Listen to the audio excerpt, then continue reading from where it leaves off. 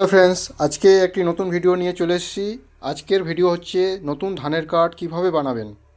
তো চলুন বেশি দেরি না করে সরাসরি কম্পিউটার স্ক্রিনে।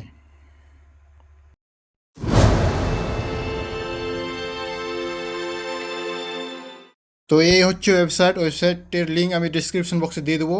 তো প্রথমে আপনাকে আধার কার্ডে মোবাইল নম্বরটা লিঙ্ক করতে হবে, না হলে কিন্তু আপনার ধানের কার্ড হবে না। তো এখানে আপনার আধার নম্বরটা বসিয়ে দিবেন, গেট ওটিপিতে ক্লিক করবেন, ওটিপি চলে যাবে আপনার মোবাইলে, ওটিপি ভেরিফাই করে নেবেন। তারপরে এখানে আপনার কৃষক বন্ধু ইয়েস নো করবেন, তারপরে আধার নাম্বার এখানে অটোমেটিক ফিল হয়ে যাবে। তারপর কৃষক বন্ধুর এখানে ডিটেলস দেখাবে, তো অটোমেটিকলি কৃষক বন্ধু থেকে আপনার ডিটেলস ফেচ করে নেবে। তারপরে এখানে মোবাইল নাম্বারটা বসিয়ে দেবেন, আবার গেট ওটিপি, আবার ওটিপি যাবে, আপনার ওটিপিটা ভেরিফাই করবেন।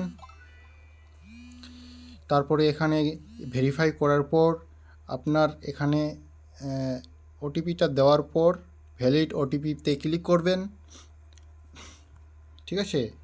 তো এই যে ফেল হয়ে গেল, আমার ওটিপিটা হয়তো ভুল হয়েছে, তো আমি আবার ওটিপিটা দিচ্ছি ঠিক করে, ঠিক আছে।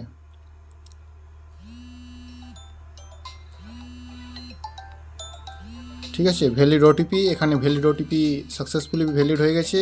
তারপর এখানে বাবার নামটা বসিয়ে দিবেন, তারপর এখানে বাবার নামটা ভালোভাবে বসিয়ে দিবেন। তারপরে এখানে ফাদার সিলেক্ট করবেন, নেক্সট করবেন। তারপরে এখানে অ্যাড্রেস, ঠিক আছে, অ্যাড্রেসটা ভালোভাবে বসিয়ে দিবেন, ব্লক কী আছে, গ্রাম পঞ্চায়েতের নাম কি আছে তাও বসিয়ে দিবেন। বসিয়ে দেওয়ার পর তারপর নেক্সট ক্লিক করবেন, নেক্সট ক্লিক করবেন। তারপরে আপনার এখানে ল্যান্ডের ডিটেলস দেখাবে, জমির পর্চা অনুযায়ী দাগ নম্বর সব দেখাবে। তারপরে এখানে সিলেক্ট করবেন আপনার ব্যাংক কি আছে, ব্যাংকের পাসবুকের নাম্বার, অ্যাকাউন্ট নম্বরটা দিয়ে দিবেন, সেভিং না কারেন্ট আছে সেটা সিলেক্ট করবেন। আবার এন্টার অ্যাকাউন্ট নম্বরটা আবার দিয়ে দেবেন, এখানে সেম নাম্বার দিবেন, একটু ভুল হলে কিন্তু নেবে না। তো ভালোভাবে আপনারা অ্যাকাউন্ট নম্বরটা ফিল করবেন, ঠিক আছে। তারপর এখানে নেক্সট ক্লিক করবেন, এই যে ভুল হলে কিন্তু নেবে না। তো ভালোভাবে এখানে অ্যাকাউন্ট নম্বরটা বসিয়ে দিবেন, ঠিক আছে।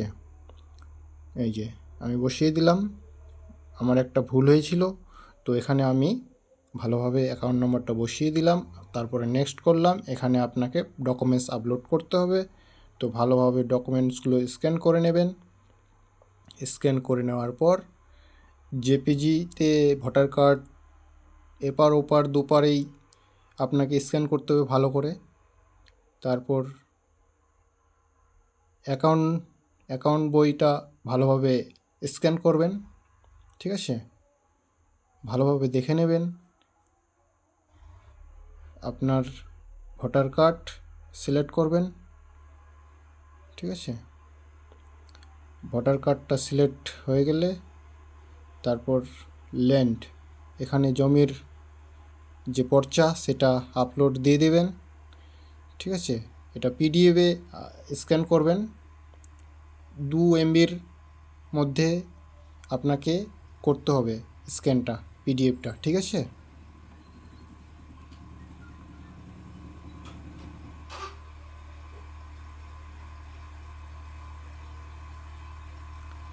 এই যে আমি স্ক্যান করে রেখেছি, তো এটা আমি দিয়ে দিচ্ছি। এই যে পর্চাটা আপলোড দিয়ে দিবেন, ঠিক আছে। পর্চা আপলোড হয়ে গেলে তারপর পাসবুক, ব্যাংক পাসবুক, ঠিক আছে। পাসবুকটা আপনি জেপিজিতেও করতে পারেন, অসুবিধা নাই। তো আমি পাসবুকটা আপলোড করে দিলাম, যে একবার ভালো করে মিলিয়ে নেবেন পাসবুকগুলো ঠিক আছে কি না, ভুলভাল দিলে কিন্তু হবে না।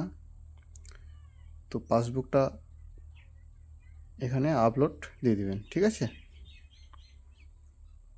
এই যে ওপেন, তারপর এখানে সাবমিট করে দেবেন, ঠিক আছে। সাবমিট করে দিলেই অটোমেটিকলি এখানে জেনারেট হয়ে যাবে আপনার অ্যাপ্লিকেশন নাম্বার।